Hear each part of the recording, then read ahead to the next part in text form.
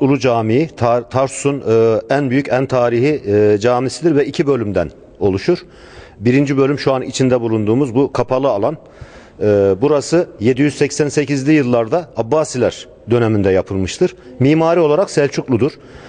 Camimizin doğu batı yönünde uzun olmasının sebebi, dinimizce biliyorsunuz birinci safta namaz kılmak çok sevap. Daha fazla insan birinci saf sevabı alsın diye bu şekilde yapmışlardır.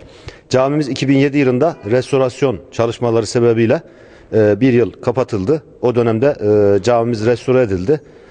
Camimizin birçok ahşap, özellikle ahşap bölümleri ve taşlardan çürüyen taşlar değiştirildi. Çok güzel bir restore çalışması yapıldı. Camimizin ikinci bölümü son cemaat kısmı dediğimiz ve 1579'lu yıllarda Ramazanoğulları Beyliği döneminde yapılan bölümüdür. Orası da mimari olarak Osmanlı'dır. Camimizin doğu kısmında yatırlar bulunmaktadır. Burada Abbasi halifelerinden Harun Reşid'in oğlu Halife Me'mun'un kabri bulunur. Halife Me'mun bir savaşta Pozantı'da vefat eder. Vasiyet ettiği için naaşını buraya getirirler ve buraya defnederler.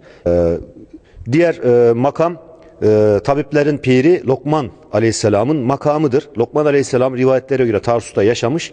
Burada yaşadığı dönemlerde insanların hastalıklarına çare olmuştur. İnsanları tedavi edip bitkilerden onlara ilaç yapmıştır.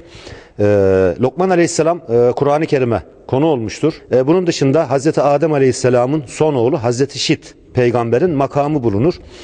Şit peygamber kaynakların ifadesine göre Tarsus'a gelen ilk insandır. Tarsus'u kuran insandır. 2010 yılında sempozyumda buraya gelen akademisyenler Şit Aleyhisselam'ın Tarsus'un kurucusu olduğunu bizzat belirttiler. Şit Aleyhisselam Tarsus'a gelir, burada bir dönem yaşar, daha sonra buradan ayrılır.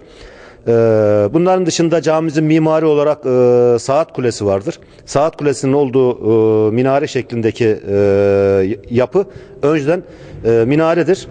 1890'lı yıllarda Feyzullah Ağa isimli Avrupa'dan 25.000 kuruşa saat getirttirir ve minare kısmının, şerefe kısmının üst tarafı yıkılır. Bugünkü gördüğümüz saat kulesi yapılır. İsmi Mali Eriş.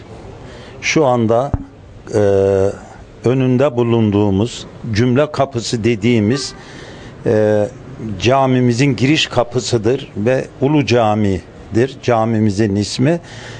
Caminin bu giriş kapısının üstünde yuvarlak bir daire şeklinde bir üstte ayet var. O ayet İsra suresi 84. ayet. Ayet şu: Bismillahirrahmanirrahim. Herkes kendi karakterine ve kendi meşrebine göre iş yapar.